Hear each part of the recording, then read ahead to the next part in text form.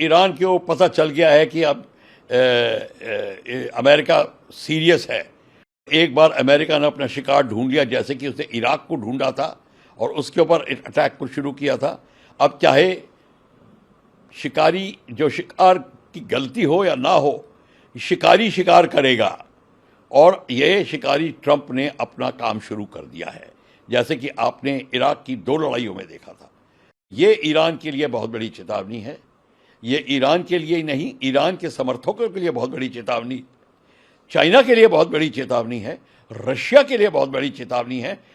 देखिए, इसके 2 पहलू हैं। सबसे पहले बड़ा पहलू तो ये है, पहला पहलू कि ईरान को पता चल गया है कि अब अमेरिका सीरियस है। और एक बार अमेरिका ने अपना शिकार ढूंढ लिया, जैसे कि उसने इराक को ढूंढा था और उसके ऊपर अटैक को शुरू किया था। अब चाहे शिकारी जो शिकार की गलती हो या ना हो, शिकारी शिकार करेगा। और ये शिकारी ट्रंप ने अपना काम शुरू कर दिया है, जैसे कि आपने इराक की 2 लड़ाइयों में देखा था। अब ये लड़ाई कहाँ रुकती है वो दूसरी बात है। फिलहाल अटैक करके और डिस्ट्रॉय करके मेरे ख्याल से इतना डिस्ट्रॉय हो गया होगा कि अब वो ठीक होने में बहुत समय लगाएगा। उसको बिल्कुल नाकामयाब करके अभी उसकी फोर्स ने कह दिया है और मैसेज दे दिया ईरान को कि देखिए, अभी भी आप लाइन पे आ जाइए, जैसा कि हम कहते हैं। इसके बाद मैं अभी कोई मिलिट्री एक्शन नहीं और कर रहा, पर अगर आपने नहीं किया तो मैं कह नहीं सकता। कहने का मतलब है कि उसने चेतावनी दे दी है कि अभी भी आप बाज आ जाओ, सिंपल शब्दों में। तो ये ईरान के लिए बहुत बड़ी चेतावनी है। ये ईरान के लिए ही नहीं, ईरान के समर्थकों के लिए बहुत बड़ी चेतावनी, चाइना के लिए बहुत बड़ी चेतावनी है, रशिया के लिए बहुत बड़ी चेतावनी है, जो दोनों ईरान को सपोर्ट कर रहे हैं। और इस समय इजराइल को पता चल गया है कि अमेरिका उसके साथ में है। ये दूसरी बात है। और अमेरिका, इजराइल के समर्थकों को और सबको पता चल गया है। पर अब वर्ल्ड जो है एक किस्म से 2 पहलुओं में डिवाइड होता नजर आ रहा है। एक है चाइनीज रशिया लॉबी और एक है अमेरिका एंड एलाइज की लॉबी। इसके ऐसे करने से अमेरिका के और भी कई प्रॉब्लम सॉल्व होते हैं, जैसे कि नेटो कंट्रीज़ के साथ में दोबारा उसका आकर्षण होना, दोबारा वो उनके साथ में साझेदारी बननी जो टूटती जा रही थी, वो भी अब देखने में मिलेगी। अब देखेंगे कि जितने कि इजराइल के सपोर्टर नेटो नेशन में हैं और इत्यादि, वो भी अमेरिका के सपोर्टर बन जाएंगे। ये इसका दूर का खेल है अमेरिका का। पर इस सब को लेकर भी एक दूसरा पहलू मैं ये बताना चाहता हूँ कि जिनीवा कन्वेंशन के तहत एक न्यूक्लियर पावर प्लांट, एक डैम और जो डाइक्स होती हैं, जो कि नेदरलैंड में समुद्र को रोकने के लिए दीवार बनाई जाती है, उनके ऊपर अटैक करना प्रबंधित है। मतलब उसके ऊपर अटैक नहीं कर सकते, टोटली बैंड है। उसको डेंजरस फोर्सेस कहते हैं।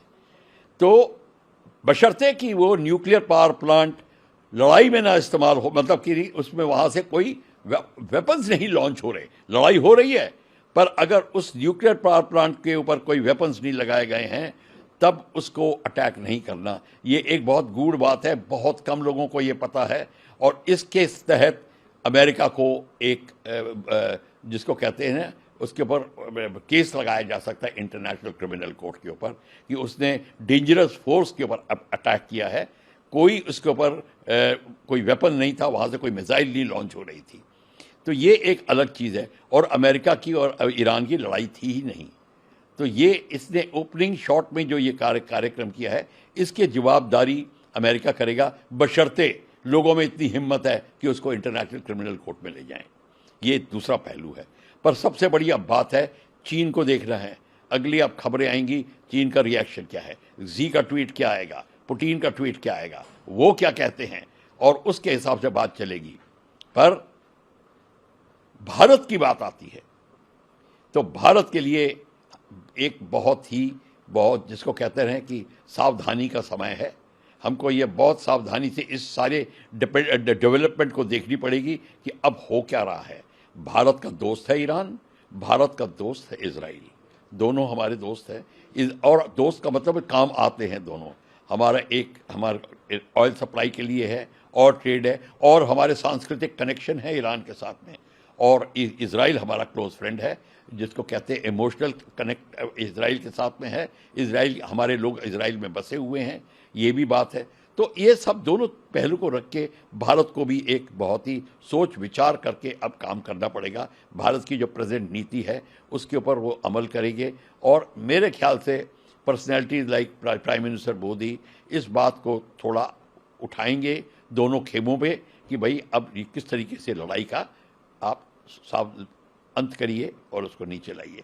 तो अभी अब देखना होगा, अमेरिका के पास वेपन्स हैं, MOAB, maximum ordnance, airburst, deep penetration bombs हैं जो वो B-2 बॉम्बर से लॉन्च करता है, उसे न्यूक्लियर वेपन भी लॉन्च कर सकता है, वो दूसरी बात है। पर हैवी वेपन बॉम्ब्स हैं, ये 200 फीट गहराई के अंदर जाकर पहाड़ों में से निकाल के, जो अगर कोई जगह छुपी हुई हो उसको भी निकाल सकते हैं।